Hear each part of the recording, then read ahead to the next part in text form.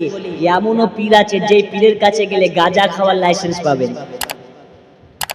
এই পুনিশল এলাকা আছে, বাঁকুড়াতে আছে, মুর্শিদাবাদে আছে গো।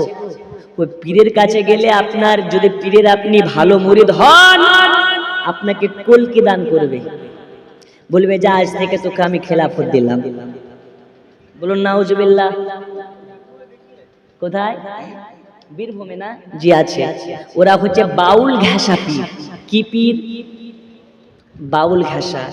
এমনও পীর আছে যেই পীরের উরুসে যাওয়ার আগে বাড়িতে রুটি করে নিয়ে যাওয়া লাগে।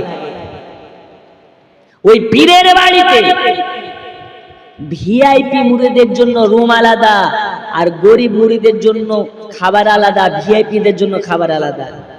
যেই পীরের কাছে মুরিদের ভাগ হয়ে যায় ও কোনোদিন পীর হতে পারে না। আল্লাহর কাছে যেখানে ভাগাভাগি নাই, পীরের কাছে কেন ভাগাভাগি? ঠিক না বে ঠিক? আরো জোরে। আচ্ছা, আল্লাহর কাছে একজন কানারও মর্যাদা যেমন চোখওয়ালারও, একজন কোটি টাকা সম্পদওয়ালারও যেমন মর্যাদা, একজন 2 পয়সা মুজরিম খাটারও সেই মর্যাদা। তাহলে পীরের কাছে কেন আলাদা? তাই বলি এই সাবধানতাবাদ পীর থেকে আল্লাহ আমাদের সকলকে সাবধান বজায় রাখুন। জোরে বলুন আমিন। আরো জোরে আমিন। এগিয়ে চলো, এগিয়ে চলো, সুন্নাতুল জামাত এগিয়ে চলো, এগিয়ে চলো, এগিয়ে চলো, সুন্নাতুল জামাত এগিয়ে চলো। এরা আলেমের দল আছে মানি বল, এরা আলেমের দল আছে মানি বল। এরা সর্বসময় এগিয়েছিল, এগিয়ে চলো, এগিয়ে চলো, সুন্নাতুল জামাত এগিয়ে চলো, এগিয়ে চলো, এগিয়ে চলো, সুন্নাতুল জামাত এগিয়ে চলো। এরা বাধা মানে না, এরা ভয় পায় না, এরা বাধা মানে না, এরা ভয় পায় না। এদের ঈমান নবী পাকের নূরের আলো।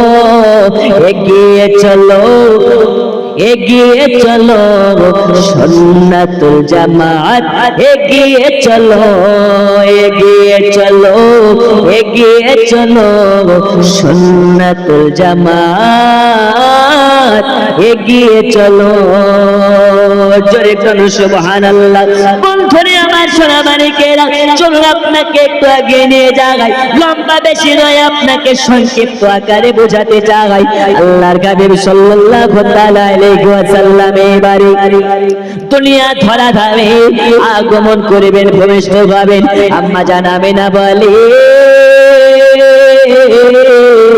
আমার ঘরের ভিতরে 4 জন জান্নাতি নারী প্রবেশ করে ফেললেন। ঘরের ভিতরে অন্ধকার, লাইট ছিল না, বাতি ছিল না, রোশনি ছিল না, জেনারেটর ওই সময় ছিল না, কারেন্ট সিস্টেম ছিল না, বাল্ব সিস্টেম ছিল না। আপনার কিনা অন্ধকার ঘরের ভিতরে। আম্মা জান আমিনা বলেন, আমার ঘরে 4 জন পারে, আপনার কিনা 4 জন জান্নাতি নারী আসলেন। আসার পরে বলে হবে না, এইবারে আপনি রেডি হয়ে যান, আপনি প্রস্তুত হয়ে যান। আল্লাহ তাআলা আপনার বাচ্চার আগমন ঘটাবেন। আচ্ছা, বুকে হাত দিয়ে বলুন, ঠান্ডা গ্রামের কোন মা যদি গর্ভবতী হয়, ওই মায়ের প্রসব বেদনার 5 ঘন্টা আগে, 4 ঘন্টা আগে, 3 ঘন্টা আগে, 2 ঘন্টা আগে প্রসব বেদনার ব্যথা ওঠে কি ওঠে না? এই ওঠে না? উঠে না?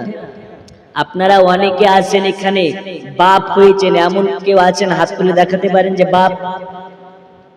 কেউ বিয়ে করেননি আপনারা? হ্যাঁ, সবগুলো তো মনে হচ্ছে 5-6টা করে ছেলের বাপ। আচ্ছা, বিয়ে করেছেন, বাচ্চা হয়েছে, স্ত্রীর প্রসব বেদনার ব্যথা উঠেছে না উঠেনি?